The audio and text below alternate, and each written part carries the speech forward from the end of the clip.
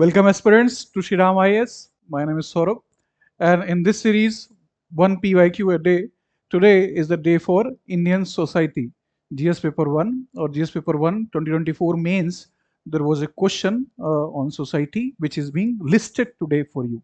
Here I will dissect, analyze, debate, discuss about this particular question, and I will tell you how to approach this question, how to address the demands of the question within the prescribed word limit. तो word limit का limitation है, आपके पास space का limitation है और time का limitation है जब आप मेंस आंसर राइटिंग की तरफ जाते हो. तो you will find many good answers, better than average, sometimes brilliant answers, but they are written in 500 words limit, 1000 words limit, which are available on internet, but you have to write in 150 words. This is the task. Now, this is a very important question the examiner has asked, keeping in mind the social change which is being felt at the local level on day to day our life. तो marriage एक ऐसा institution है जो कि बहुत ही personal होता है India में. हालांकि it is also a social institution, it's a connection between families. तो क्वेश्चन क्या पूछ रहा है आपसे examiner? The intercaste marriages between castes which have socio economic parity has increased to some extent, but this is less true of inter-religious marriages. Discuss in 10 marks 150 words. क्या बोल रहे हैं वो कह रहे हैं मैरिजेस जो हैं वो इंटरकास्ट जो मैरिजेस हैं उनका number to some extent they have increased, however जो इंटर रिलीजियस मैरिजेस हैं वो नहीं बढ़े हैं. एक फेथ है हिंदुइज्म, उसमें डिफरेंट कास्ट ग्रुप्स हैं, उनकी आपस में जो मैरिजेस हो रही हैं वो टू सम एक्सटेंट इंक्रीज हो गई हैं, लेकिन हिंदू, मुस्लिम, सिख्स, जैन्स, बुद्धिस्ट आपस में जो मैरिजेस हैं इन रिलीजन्स में वो इतना नहीं बढ़ी हैं. This is the question they are asking. And operative word है डिस्कस. इसमें आपको आपकी जो रीजनिंग है, आपकी थोड़ी जो एनालिटिकल कैपेबिलिटी है उसको आगे रखना है. आपको दो हिस्से में इस जो पूरा क्वेश्चन आपके सामने रखा गया है उसको आप तोड़ के देखोगे. पहला आर्गुमेंट आप रखोगे कि इंटरकास्ट मैरिजेस जो है between castes having socio economic parity it has increased. दूसरा जो पार्ट होगा आंसर का वो बात करेगा कि कैसे इंटर रिलीजियस मैरिजेस जो हो रही हैं उनका नंबर कम है, क्यों हो रही हैं, इसके बारे में आप बातें करोगे. इंट्रोडक्शन में आप शुरुआत कर सकते हो. I have this is a very interesting aspect of an answer. Introduction is the face of your answer. How would you approach in this particular question?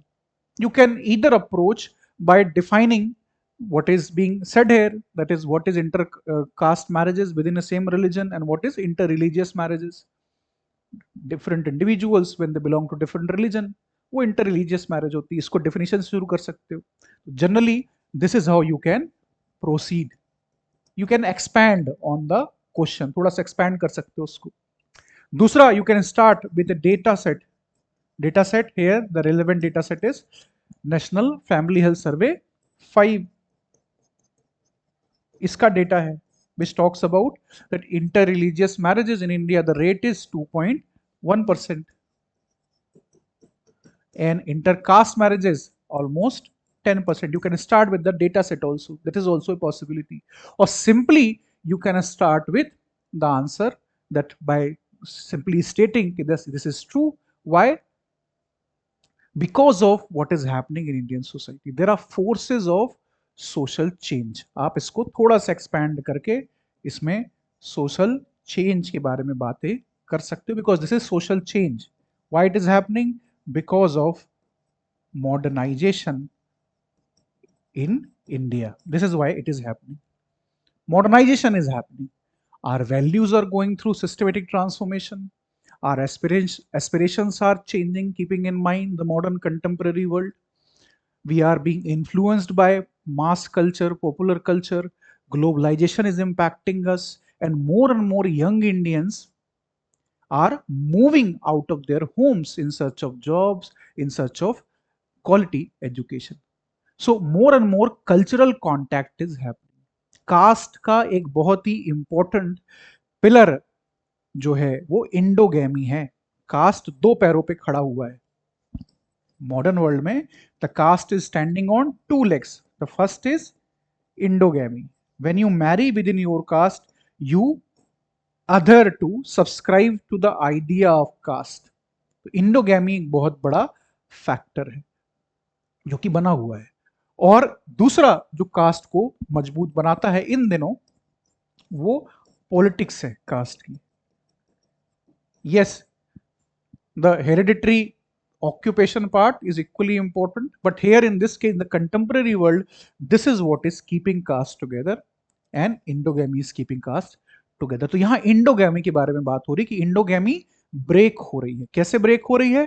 Modernisation induced social change की वजह से break हो रही। इसको आप introduction में डाल सकते हो। Cultural contacts are increasing, our values are changing, globalization is also impacting us, migration, social mobility, all of it is contributing to this particular phenomena that more caste intercaste marriages are happening. और इंडोगैमी को challenge यहां से हो रहा है। Now you will look into the part 1 of your answer. आप बात करोगे पार्ट 1 में, क्या बात करोगे कि yes, intercaste marriages are increased when there is a socio economic parity. किसके पास सोशियो इकोनॉमिक पैरिटी है? जो मिडिल क्लासेस हैं और जो अपर क्लासेस हैं, उनके पास आ रही है ये मोबिलिटी, उनके पास वेल्थ बढ़ रही है, उनके पास जो डिस्पोजेबल इनकम है वो बढ़ रही है, उनके पास एजुकेशनल अटेनमेंट आ रहा है, एम्प्लॉयमेंट अपॉर्चुनिटीज उनके पास खड़ी हो रही हैं। तो जनरली जो मिडिल क्लासेस हैं, मिडिल प्लस अपर जो क्लासेस हैं, कौन से कास्ट ग्रुप से प्राइमरली जहां आपस में मैरिज हो रही है? क्योंकि मैरिज एक इंडिविजुअल का एक इंस्टीट्यूशन है। टू कंसेंटिंग अडल्ट्स के बीच में जो इंस्टीट्यूशन बनता है उसको मैरिज कहते हैं। लेकिन इंडिया में फैमिली भी इन्वॉल्व होती है।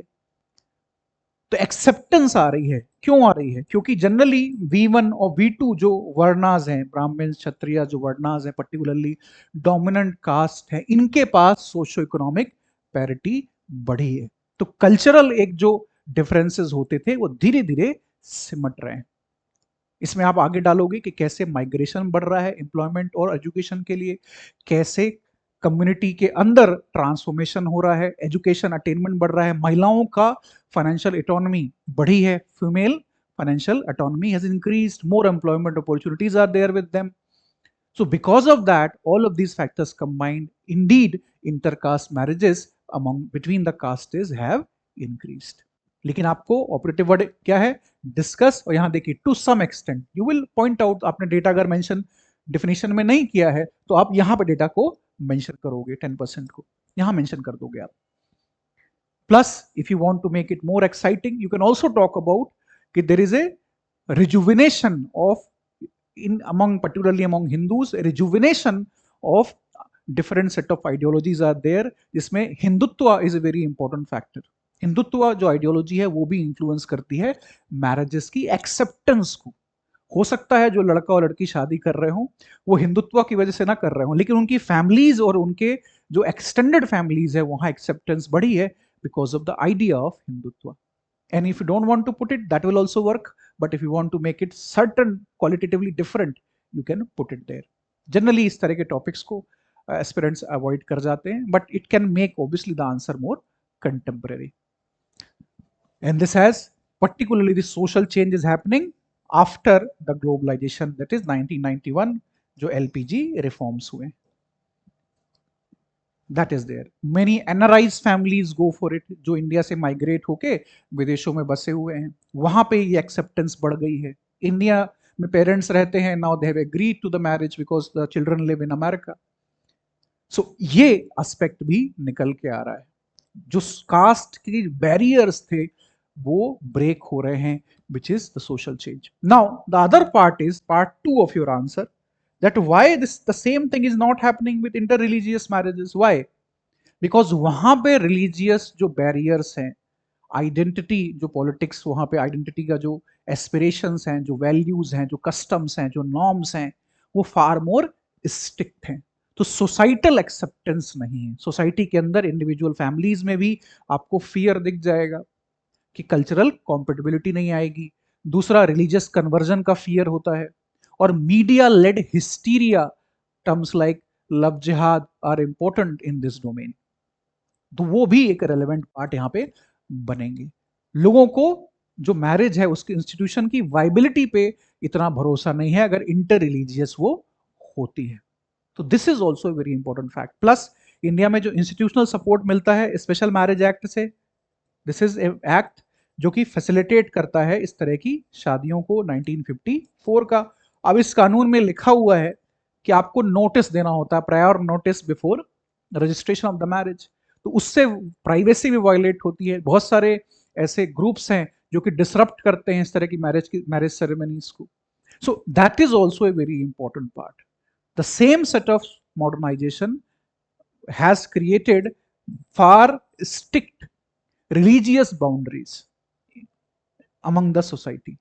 तो जो आपको बैरियर्स यहां टूटते हुए दिखाई देते हैं क्योंकि religious angle, religious polarisation, religious marker identity का फार मोर डोमिनेंट है इंडियन सोसाइटी में in contemporary times because of globalisation. वहां से जो बातें इंडिया में वैल्यूज आ रही हैं, इंडिया में खुद में अंदर जो एक पॉलिटिकल मोबिलाइजेशन हुआ है और जो मीडिया लेड हिस्टीरिया है उसकी वजह से, ये आप पार्ट 2 में एड्रेस करोगे और डेटा को मेंशन कर दोगे। तो that will substantially enhance the quality of your answer. Now, how would you conclude it? Remember, you have to write in 150 words. आप लग्जरी आपके पास नहीं है, ना स्पेस की है ना टाइम की है। यू आर कंस्ट्रेन्ड बाय स्पेस, आपको सिर्फ 2 पन्ने मिले हैं लिखने के लिए और 150 वर्ड्स में आपको लिखना है और टाइम आपके पास कंस्ट्रेंट है। You can not devote more than 5 और 6 मिनट्स ऑन 10 मार्कर क्वेश्चंस क्योंकि पेपर बहुत बड़ा है। उस सिचुएशन में आपको कंसाइसली लिखना है, बहुत आपको लिखने की जरूरत नहीं है, केवल जो इंपॉर्टेंट पॉइंट्स हैं वो आपको मेंशन कर देने हैं। Now how you conclude this answer? Conclusion में आप क्या बात करोगे? क्या सोशल कोहेजन और नेशनल इंटीग्रेशन के लिए आपस में मैरिजेस होनी चाहिए? What is your opinion? तो on the basis of your answer, conclusion is not a summary. आप सिर्फ वहां पे अपना जो फाइनल थॉट्स है उसको डाल रहे हो। थोड़ा फ्यूचर ओरिएंटेशन हो सकता है लेकिन फाइनल थॉट लिखोगे, समराइज नहीं करना आपने आंसर को। Don't summarise. You will simply write in the conclusion that yes, intercaste marriages have increased because of socio-economic parity has increased, but interreligious marriages are not increasing because of the barriers जो कि हमने discuss की। और last में आप conclusion में 2 line सिर्फ लिख दोगे क्योंकि मैरिजेस जो हैं वो इंडिविजुअल डिसीजंस होते हैं, 2 कंसेंटिंग अडल्ट्स के बीच में होते हैं। तो यहां पे कोई प्रिस्क्रिप्शन नहीं हो सकता कि नेशनल प्रोजेक्ट के लिए इंटर रिलीजियस मैरिजेस का इंप्रूव होना बहुत ही मैंडेटरी है, सरकार को कुछ करना चाहिए। ये सब कुछ नहीं करना आपको। आप सिंपली ये बात करोगे कि नेशनल कोहेजन के लिए और जो इंडिविजुअल राइट्स हैं उसको फैसिलिटेट करने के लिए गवर्नमेंट की रिस्पॉन्सिबिलिटी है कि कंड्यूसिव एनवायरनमेंट क्रिएट करे। This is what you will write, क्योंकि जो मॉडर्न आइडिया है मैरिज को लेके वो क्लोजली इंडिविजुअल राइट से जुड़ा हुआ विषय है। चाहे वो सेक्सुअलिटी की आप बात करिए, मैरिज से जुड़ा हुआ जो विषय एक आता है, और marriage as institution individual aspect है मैरिज। तो वो लाइन आपको वहां पे लेनी है। It is up to individuals कि वो कैसे शादियां करते हैं। विद इन कास्ट भी करते हैं तो वो भी इंडिविजुअल डिसीजन है, लेकिन अगर ये बढ़ता है socio inter religious intercaste marriages तो नेशनल कोहेजन बढ़ेगा, नेशनल इंटीग्रेशन बढ़ेगा, societies will become more connected. So all and all that will be A positive thing, लेकिन वो फोर्स नहीं की जा सकती, वो इंडिविजुअल चॉइस है। तो ये आपके कंक्लूजन में 2 लाइन में जो आप लिखोगे उसमें रिफ्लेक्ट होना चाहिए। कीवर्ड्स हैवी आपका आंसर होगा, एक कंसाइज, ऑर्गेनाइज्ड, स्ट्रक्चर्ड, थोड़ा सा इनोवेटिव भी आप 1-2 डायमेंशन ऊपर नीचे डाल सकते हो जिससे आपका answer compare to your competitors will look better. This is how you will approach your society answers questions in the mains as well, this year mains as well, क्योंकि जो सवाल होगा वो कंटेम्पररी होगा। जो सोशल चेंज अभी आपको दिखाई दे रहा है समाज के अंदर उसको ही आपके शब्दों में आपको अपने आंसर बुकलेट में उतार देना है in a concise way. Always remember that note. Now you can join me on my Telegram channel for further debates about the UPSC Civil Services examination. You will see one more a new PYQ from a different topic obviously next day. Keep these series close to your heart और इसमें जो भी discussions किए जा रहे हैं उससे जरूर आप अपने आंसर्स के अंदर अपनी राइटिंग स्टाइल में इंप्रूवमेंट लाने की कोशिश करिए। That will be a great value addition to your mains 2020 5. Thank you for giving me your time.